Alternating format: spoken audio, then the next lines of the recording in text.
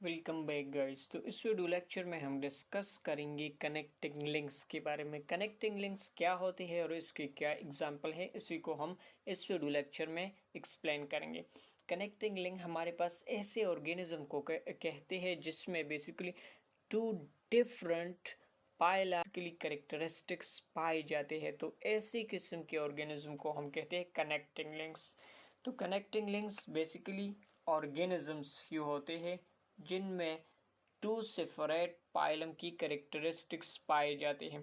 जैसे हम जानते हैं कि जितनी भी फाइला है तो इसमें एक डायग्नोस्टिक फीचर कैरेक्टरिस्टिक्स होती है जो कि एक पाइला को दूसरे फाइलम से डिफ्रेंशिएट कर रहा है। लेकिन ये ऑर्गेनिजम्स ऐसे होते हैं जिनमें टू डिफरेंट पाइलम की कैरेक्टरिस्टिक्स इकट्ठी ही पाए जाते हैं। तो ऐसी किस्म के ऑर्गेनिज्म को हम कनेक्टिंग लिंक्स कहते हैं। अब कनेक्टिंग लिंक से बेसिकली टू इम्पॉर्टेंट एमसीक्यूज आते हैं, एक पीरिपाइटस है and Neopilina. These two are important for MCQs. तो पीरिपाइटस बेसिकली एक कनेक्टिंग लिंक्स है between the annelids and arthropod. तो एमसीक्यूज के ऑप्शन इस तरह से आते हैं कि Peripatus, it is the connecting links between which phylum? So this is the phylum Annelida and Arthropoda.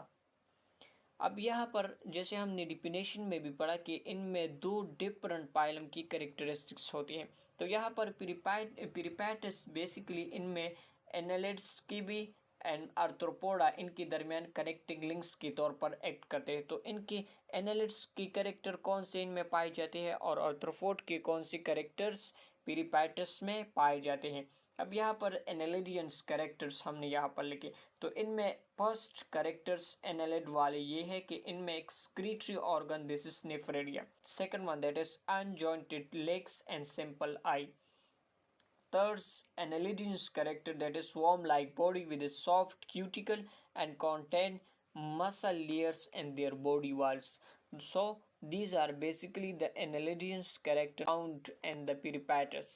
अब नेक्स्ट आर्थ्रोपोडियंस कैरेक्टर, इनमें कौन से आर्थ्रोपोड की कैरेक्टर पाए जाते हैं। The first one that is presence of antenna, एक सेंसरी ऑर्गन में पाए जाते हैं जिसको हम एंटीना कहते हैं। तो इनमें बेसिकली एंटीना भी पाया जाता है जो कि आर्थ्रोपोड का एक डायग्नोस्टिक फीचर है। नेक्स्ट है प्रेजेंस ऑफ ट्यूबुलर हार्ट। तो ट्यूबुलर हार्ट ये बेसिकली आर्थ्रोपोड्स में पाया जाता है और ये कैरेक्टर्स पिरिपाइटस में भी पाया जाता है। Third one that presence of haemocoels and the last one that is presence of trachea as a respiratory organs. तो पिरिपैटस बेसिकली एक कनेक्टिंग लेंस है जिसमें दो फाइला की कैरेक्टरिस्टिक्स पाए जाते हैं। इनमें एक एनालिड्स है, दूसरा हमारे पास आर्थ्रोपोड है और यही कैरेक्टरिस्टिक्स है दोनों फाइला की जो कि पिरिपैटस में पाए जाते हैं। So the next example that is Neopilina. Neopilina basically एक कनेक्टिंग लिंक्स है। तो इसमें कौन कौन सी दो पाइला की कैरेक्टरिस्टिक्स पाए जाते हैं। So basically it is the connecting link between the annelids and Mollusca. So इन दो पाइला की कैरेक्टरिस्टिक्स इस न्यूफ्लेना में कंबाइनली पाए जाते हैं। अब इनके एनालिडिन्स कैरेक्टर्स कौन से हैं और मोलस्कन कैरेक्टर कौन से हैं। तो एनालिडिन कैरेक्टर में फर्स्ट है the presence of metamerism, segmented body इनमें पाई जाती है जिसको हम मेटामेरिज्म कहते हैं और ये मेटामेरिज्म बेसिकली सिर्फ एनालिड्स पाइलम एनालिडा में पाई जाती है। Second one that is presence of nephridia, एक एक्सक्रीटरी ऑर्गन है जिसको हम निप्रीडिया कहते हैं और ये निप्रीडिया बेसिकली एनालिड्स में पाए जाते हैं। Third one that is presence of trochophore larvae. तो हर एक पाइला की बेसिकली एक अपने ही लार्वी होते हैं, जैसे एम्प्यूला है तो बेसिकली ये पाया जाता है फोरेप्रास में। इसी तरह से एनालिड्स की भी एक स्पेशलाइज्ड लार्वल स्टेज होती है जिसको हम ट्रोकोफोर लार्वी कहते हैं। तो trochophore larva basically this is the characteristics of the annelids. For one they है सेगमेंटेड अरेंजमेंट गिल्स। तो जिस तरह से एनालिड्स में मेटामेरिज्म सेगमेंटेड बॉडी होती है तो इसी के साथ सेगमेंटेड गिल्स भी इनमें पाया जाता है। And the last one that is spiral cleavage. अब मोलस्कन कैरेक्टर्स इस न्यूप्लेना में कौन से मोलस्कन कैरेक्टर पाए जाते हैं। The first one that is presence of shells. तो जितनी भी मोलस्क है तो इनकी बॉडी के ऊपर एक प्रोटेक्टिव कवर होती है जिसको हम शेल कहते हैं। Second one that is soft and fluid body. third one, that presence of mantles, and the fourth one, that is presence of food. So these are basically the molluscan characters, and these characters are also found in the new flora. अब इसके अलावा कुछ और भी connecting link के example है। अब पेरिपाइटस and new प्लेना के अलावा हमारे पास और भी एग्जाम्पल है कनेक्टिंग लिंक्स के।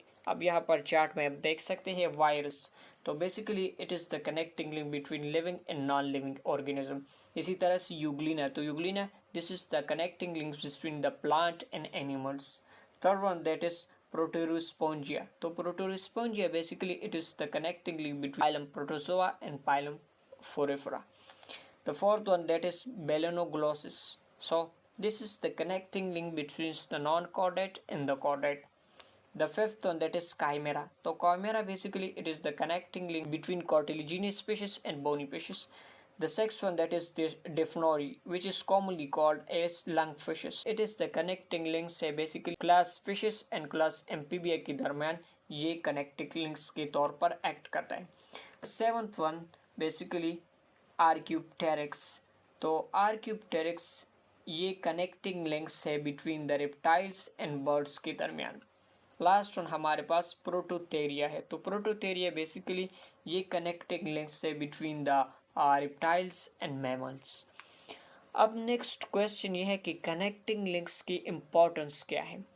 तो आप देखिए जितनी भी हमारे पास पाइला है 36 37 पाइला है, तो ये बेसिकली हमने इवोल्यूशन की बेस पर इनकी अरेंजमेंट की। जैसे हम स्टार्ट लेते हैं प्रोटोजोआ पर, हमारे पास फोरेपरंस आते हैं, फिर सिलेंट्रेट आते हैं, फिर टेनोफोरा आते हैं, फिर प्लेटीहेल्मंट्स आते हैं। तो इसी तरह से हम चलते जाएंगे, इनमें हमारे पास कॉर्डेट आते हैं।